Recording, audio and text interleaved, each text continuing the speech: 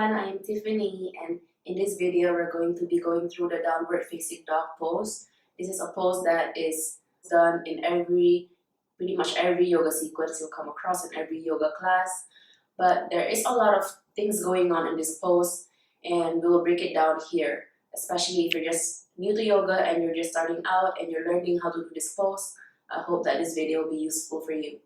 So let's get started.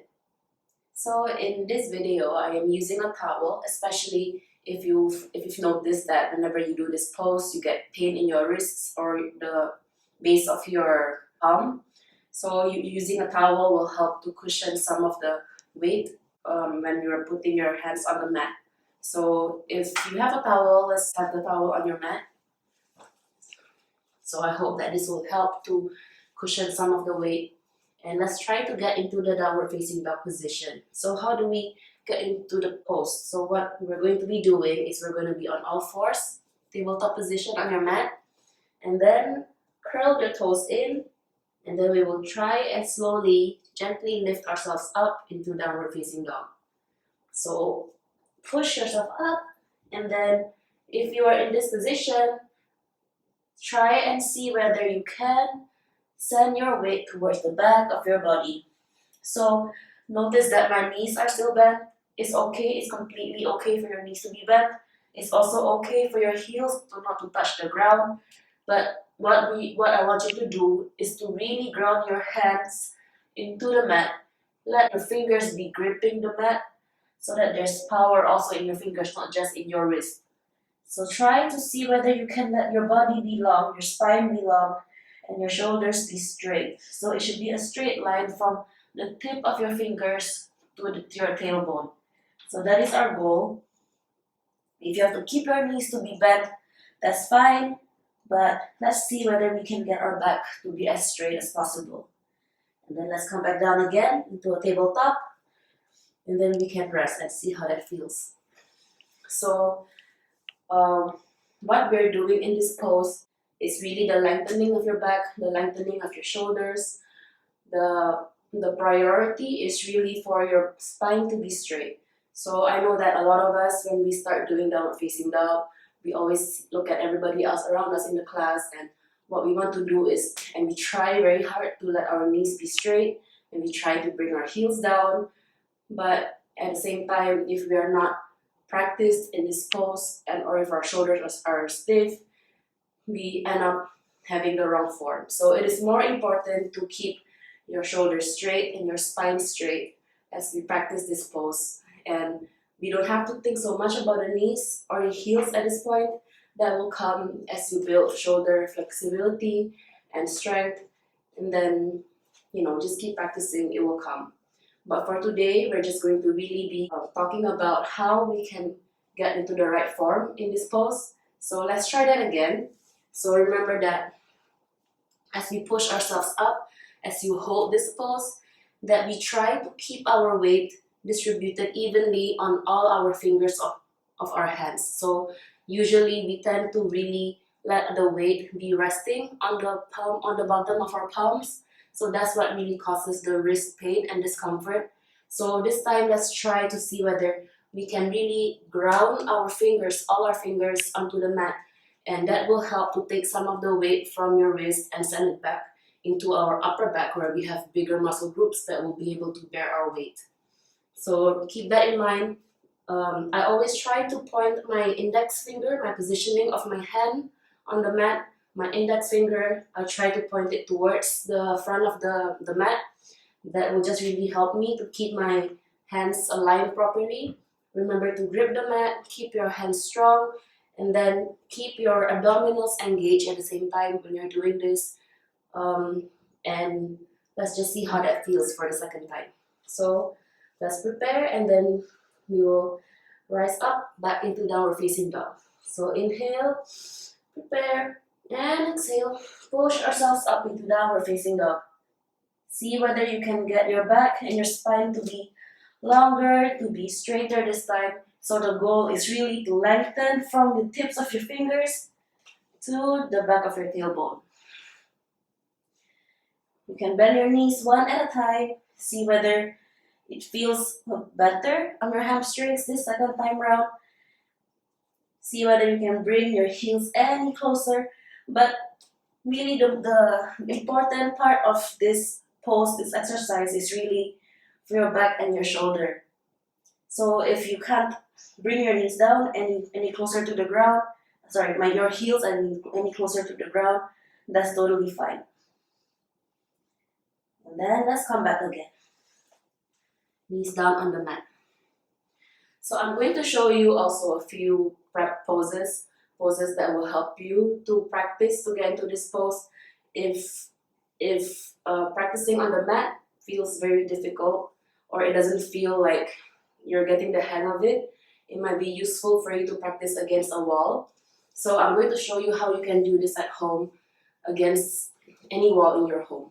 So let's try and let's stand up. I'm going to use this wall in my room, and I will show you what to do so that we can try to practice to get that lengthening of your spine and your shoulder.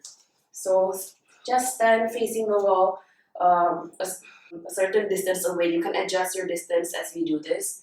So I'm going to be placing my hands on the wall. My wrists are directly underneath my shoulders, so they should be really shoulder width apart. And then from here, I'm going to see whether I can bend myself down so that my spine is lengthened. So notice that I'm really trying to keep my shoulder and my spine to be in a straight line. So you might have to adjust yourself so that you can get into that position.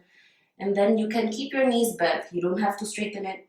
Just keep your knees bent and just really feel the lengthening in your shoulder and in your back all the way to your tailbone. So just hold it here and continue to breathe in and breathe out. So if you already feel that it is already lengthening, your shoulders are already straight, just think about how that feels.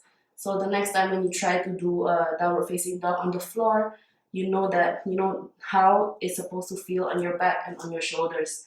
Knees are bent, and just really feel it. So this is also a very good stretch for your shoulders, because one of the biggest reasons why we are not able to lengthen through our shoulders is because our shoulders are very stiff. It's a very common problem for us, for everybody. So this also really helps you to stretch your shoulders out, which will help you with your downward facing dog on the mat. So just feel the stretch also on your shoulder. Feel it opening up over here, and just continue breathing. And then as you feel more comfortable on the wall in this position, you can try it next time on a lower piece of furniture, for example, a table or a chair. And then as you get lower and lower, you can try it on the mat eventually. So let's settle back on the mat. And another pose that you can do to help with the opening of your shoulder is the extended puppy pose. So what happens in extended puppy pose is that if you are on a tabletop position on all fours, what you do is you just walk your hands out a little bit further. So from here, notice that I am not sitting back on my heels. My butt is still lifted. See whether you can lower your body and really ground your hands and your fingers onto your mat. And just really try to see whether you can still lengthen from your fingertips to your tailbone. So this is the extended puppy pose. Let's come back up. So in this pose, it really helps you to strengthen and lengthen your shoulders as well. It also gives you an idea of how you should feel on your back and on your spine. So this is also a great prep pose if you're practicing for downward facing dog.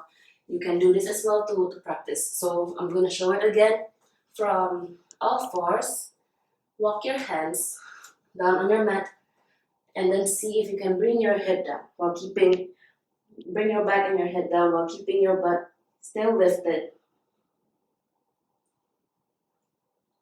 So take a few breaths here, and then we'll come back up again. And then from here, we're going to sit back into child's pose For me, I'm spreading my knees further apart because of my pregnant belly, but it's up to you. You can keep it closer together or spread apart like me. It's also okay. And then from here, I'm just going to bend myself down a little bit. I'm also not coming all the way to the mat because of my pregnant belly, but you can choose to do so if you like. Here, I'm also stretching out my arms. I'm stretching out my shoulders. This is also a great stretch for your shoulders. And just breathe into it.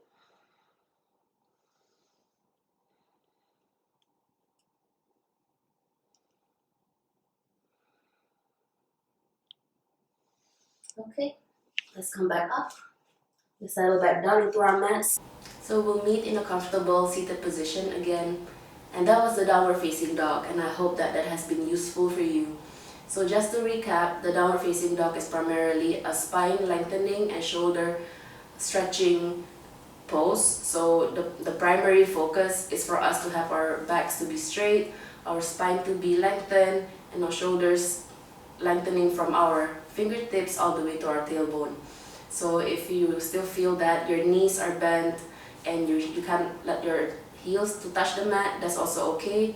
We'll just work on your back and everything will come as you keep practicing.